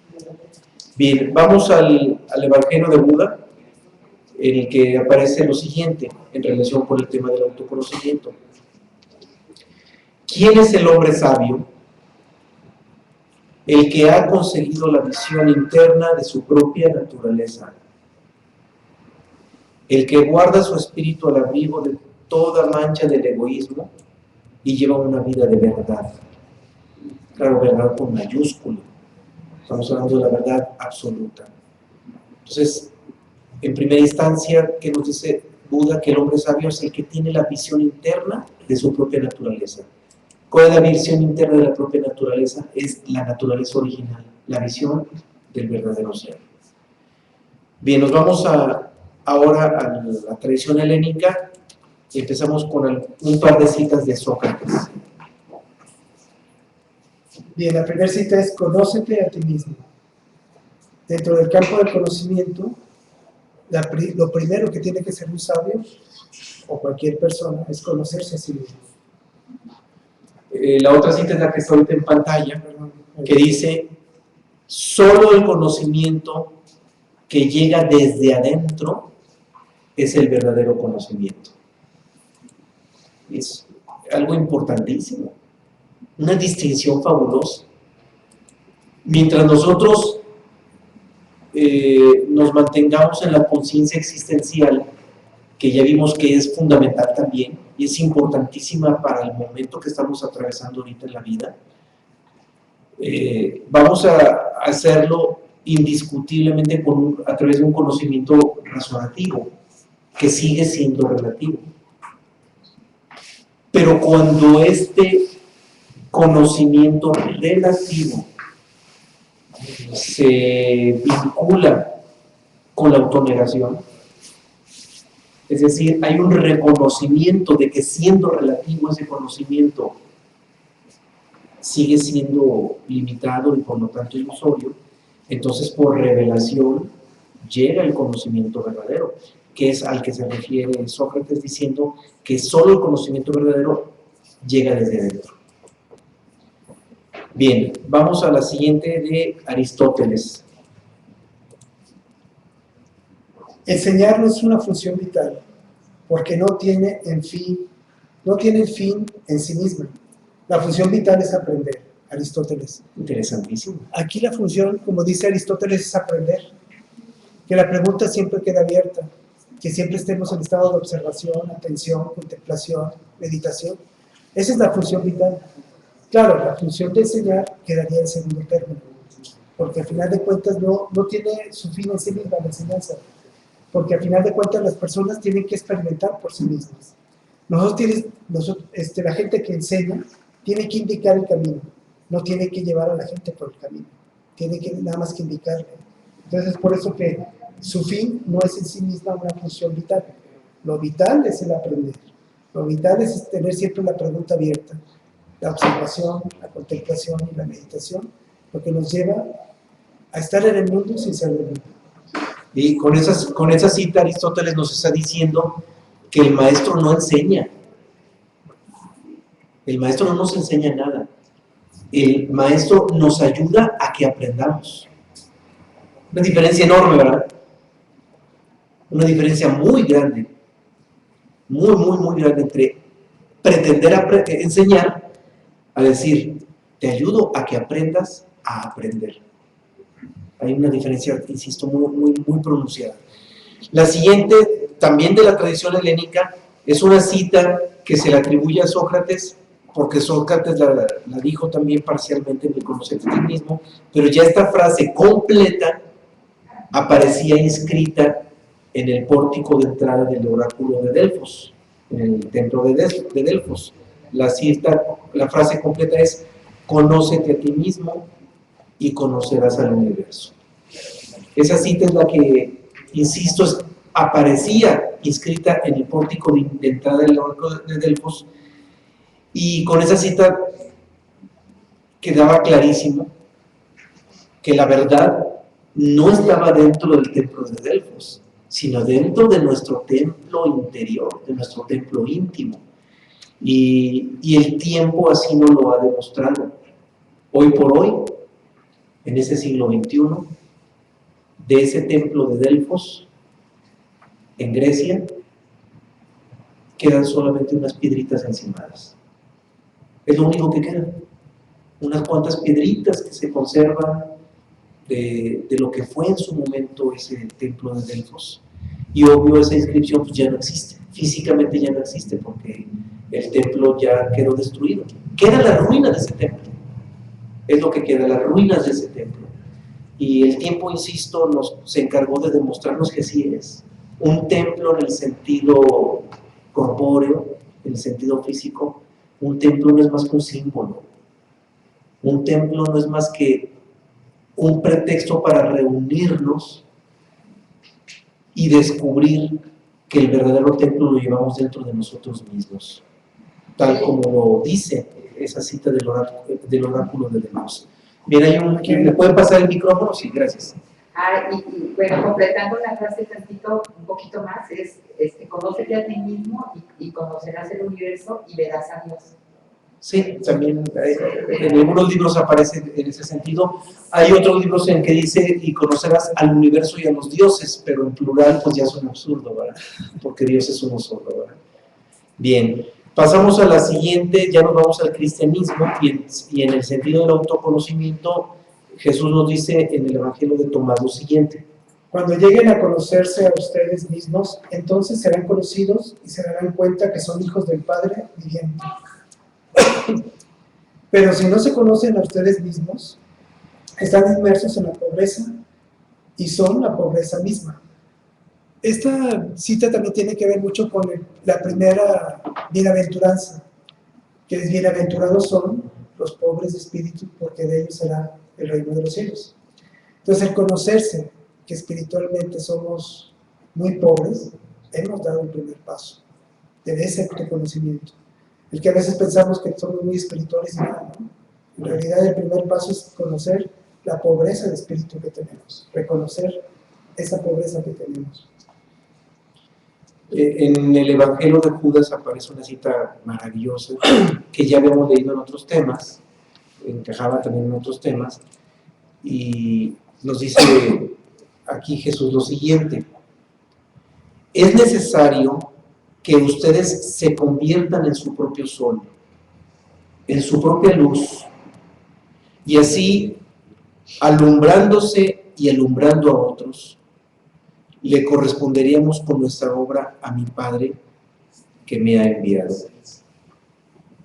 Bien, esta cita es maravillosa en muchos sentidos porque nos dice cosas en muchos sentidos. Lo primero es que Jesús nos invita a convertirnos en nuestro propio sol, es decir, ser conscientes del sol interno que llevamos. Solo por el autoconocimiento podríamos ser conscientes de ese sol íntimo que llevamos dentro. Y con ese sol íntimo, que es nuestro verdadero ser, podemos alumbrar a los otros y así corresponder a la obra del Padre. Desde el momento en que Jesús de Nazaret nos invita a alumbrar a otros a través de nuestro sol interno, por supuesto que deja establecida la legitimidad entre un maestro y un discípulo. Claro que queda establecida esa legitimidad de que puede haber un maestro y un discípulo.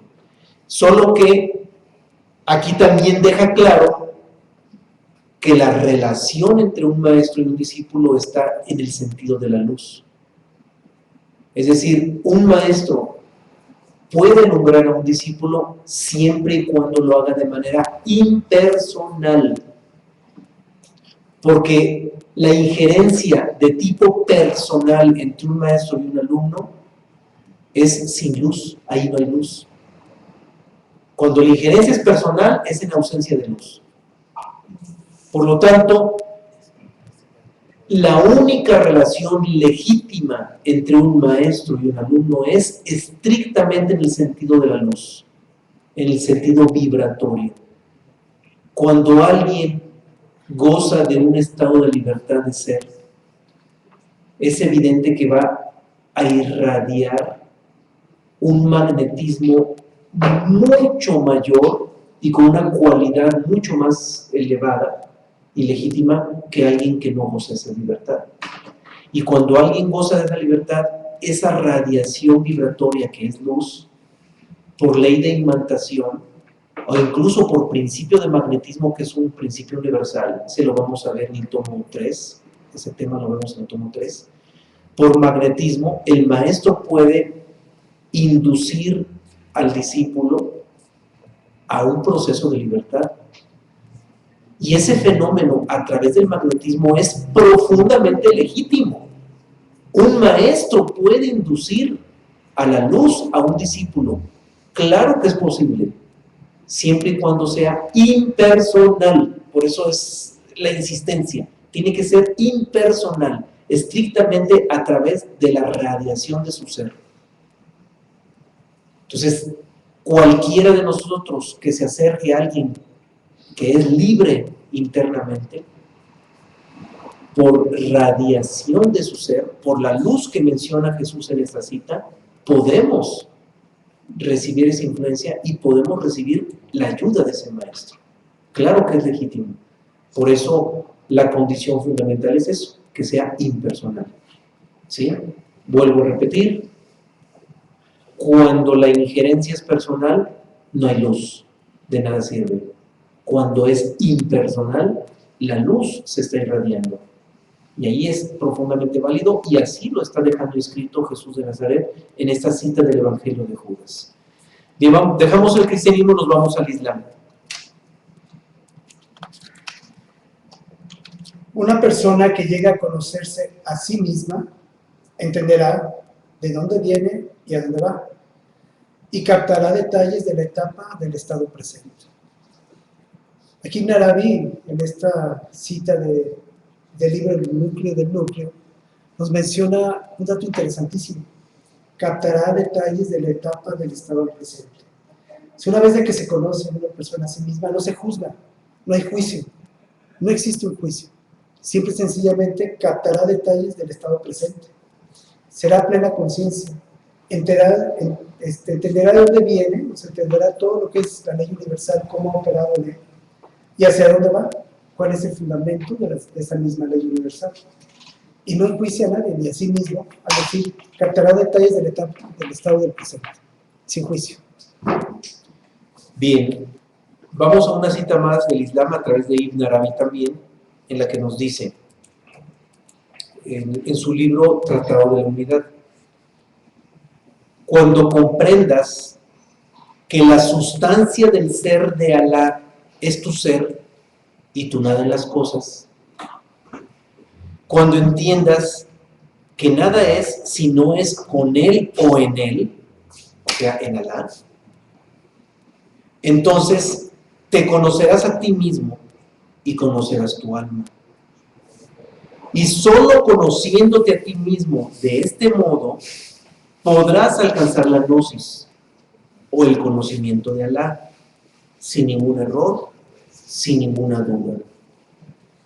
Una cita muy precisa, donde habla del conocimiento de sí mismo en el sentido íntimo del ser, y dejando en claro que la naturaleza de nuestro ser íntimo es la misma naturaleza de Alá, o la naturaleza de Dios, como le queramos llamar. El término es lo de menos. Bien, vamos a la siguiente y seguimos con el Islam, pero ahora a través de Rumi, a través de un fragmento de un poema de Rumi. Un poema hermoso que dice: oh copia de la carta divina, ¿qué eres tú? Oh espejo de la belleza real, ¿qué eres tú? Fuera de ti no es cuando en el mundo es. Busca en ti mismo cuando quieras, ¿qué eres tú? Y aquí Rumi, a la hora de que el ser se manifiesta, es el conocimiento, es el verdadero conocimiento. Aquí es un poema de cuando Rumi ejemplifica con este poema ese autoconocimiento, cuando el ser se manifiesta, o copia de la carta divina. Bien, la siguiente es de Blavatsky. Ahora pasamos a la teosofía, y en su libro La voz del silencio nos dice Blavatsky lo siguiente: tú eres tu maestro y tu Dios. Eres tú mismo el objeto de tus investigaciones, la incesante voz que resuena a través de las eternidades, libre de cambio, los 7 sonidos en uno solo, la voz del silencio. Una forma muy filosófica, muy hasta poética, podríamos decir, de referirse al ser interno, y dejando la claridad de que en ese ser interno es donde está el objeto último de investigación. Claro, ya habíamos dicho, en este momento no estamos facultados para esa última investigación. En este momento nuestra personalidad solamente tiene la posibilidad de observar lo externo y observarse a sí misma en reconocimiento de que no es lo que siempre hemos creído que es. Y ante esa posibilidad inmediata, esto que nos menciona Blavatsky se nos podrá dar por añadido. Vamos ahora con Krishnamurti y vamos a terminar con 2 citas de él. No hay conocimiento de sí mismo alguno si se carece de la conciencia meditativa. Interesante así y tajante Krishnamurti con esta cita. No puede existir un conocimiento de sí mismo si no existe una conciencia de meditación, de observación, de contemplación, de atención. Si se carece de ese tipo de elementos, no puede existir un conocimiento de sí mismo. Y es en esos momentos cuando estamos en plena meditación. Y no es necesario estar en una posición yoga, solo caminando, observando la naturaleza, en atención y en contemplación. Excelente cita de Krishnamurti. Y tiene que quedar claro que aún para la conciencia existencial, es decir, aún para el autoconocimiento en el sentido externo de la personalidad, también es necesaria la conciencia meditativa. ¿Por qué? Porque hablábamos de que esa observación, aún en lo externo, esa observación tiene que ser sin juicio y sin análisis. Y hablar de una observación sin juicio es hablar de conciencia meditativa. Bien, vamos con la última cita también de Krishnamurti. Sufrimos a causa de la ignorancia. La ignorancia en el sentido de no conocerse a uno mismo. Bien, aquí lo que nos abona Krishnamurti, y es algo de lo que no hablábamos, no hablamos en la exposición inicial, es que la ignorancia, en términos esenciales, es no conocerse a sí mismo. Aquí también podemos hablar de ignorancia en 2 sentidos, la ignorancia en el sentido externo y la ignorancia en el sentido interno. En lo externo, la ignorancia es pues, todo el conocimiento mental, es en relación a todo ello, pero la ignorancia en el sentido íntimo es el vacío de autoconocimiento, no conocerse a sí mismo. Y además de eso nos abona Krishnamurti que todo el sufrimiento es a causa de eso. Mientras nosotros no nos conozcamos a nosotros mismos, mientras nosotros no tengamos una conciencia de lo que sí somos y de lo que no somos, ojo con eso que estoy planteando, porque es un replanteamiento que sintetiza todo lo que hablamos en la charla. Nosotros debemos tener conciencia de lo que sí somos y de lo que no somos. Y mientras no tengamos conciencia de lo que sí somos y de lo que no somos, vamos a sufrir. Ahora, ¿por qué vamos a sufrir? Cabe esa pregunta, ¿por qué vamos a sufrir? Porque al no tener conciencia de lo que no somos, vamos a estar como tarudos siempre creyendo que somos lo que no somos. Y mientras nos mantengamos torpemente en la existencia, creyendo que somos lo que no somos, vamos a estar siempre sufriendo por lo que le sucede a la personalidad que es con quien estamos identificados.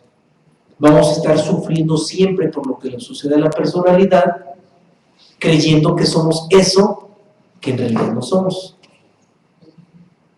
Por eso, con toda justicia, Krishnamurti dice que todo el sufrimiento es a causa de esa ignorancia, producto de que no sabemos lo que somos y creemos que somos lo que no somos. Esa es la ignorancia, ese es el cruzamiento de líneas del que estábamos hablando hace algunos momentos. ¿Hay otra última cita? Hay una más, a ver, hay una cita más, ¿correcto? Ah, sí, acá está, no lo había visualizado, discúlpeme. Dice, una mente que piensa según las líneas tradicionales no puede descubrir lo nuevo. Así nos volvemos imitadores mediocres, piezas de una cruel maquinaria social. Lo que importa es lo que nosotros pensamos, no lo que los demás quieren que pensemos. Contundente Krishnamurti, ¿no? Normalmente el pensamiento de todas las personas es editado por la sociedad, dictado por lo que son los programas sociales. Y aquí lo que nos dice Krishnamurti, Lo importante es lo que verdaderamente nosotros pensamos. Lo importante es lo que verdaderamente nosotros analizamos. Lo importante es verdaderamente lo que nosotros experimentamos en la existencia. No la mente de los demás, no lo escrito por un sabio, ¿no? Es la propia vivencia de nuestra propia mentalidad, de nuestra propia mente, observando todo lo que está a nuestro alrededor. Bien, con eso cerramos las citas. Nos quedan todavía algunos minutos, alrededor de 5 minutitos, para si queremos cerrar con precisión. Y eso nos da espacio para algunos comentarios o preguntas, ya sea aquí en Guadalajara o alguno que nos pueda plantear en la red, cualquiera de los dos casos. Ay, A ver, si acerca el micrófono, por favor. me da pena que llegamos tarde, pero si nos pudieran resumir tantito lo que no somos. Tantito, Bueno, nada más tantito ahí. Tarea titánica. Bien, lo que no somos es lo que siempre hemos creído que somos. Nuestra carne, nuestros huesos, nuestros sentimientos, nuestra mente, nuestras emociones, nuestras ideas, nuestros conceptos, nuestros impulsos religiosos o pseudo religiosos. Bueno, alguien aquí agregó nuestros impulsos sexuales, pues también, hormonales. Todo lo que constituye nuestra personalidad, que es creación de la naturaleza, nuestra personalidad como hija de la madre tierra, es lo que no somos.